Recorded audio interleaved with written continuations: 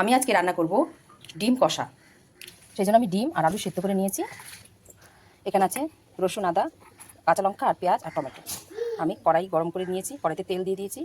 এবার আমি ডিমটা ভেজে নেব। ডিম ভাজা হয়ে গেছে, এবার আমি নামিয়ে নেব। এই তেলে আলুগুলো ভেজে নেব।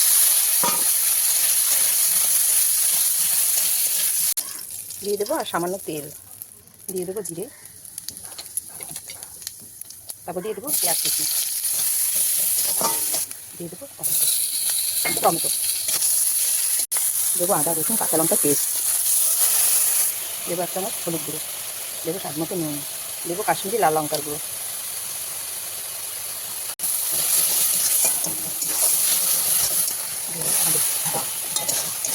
আলুগুলো দিয়ে এবার কষাবো।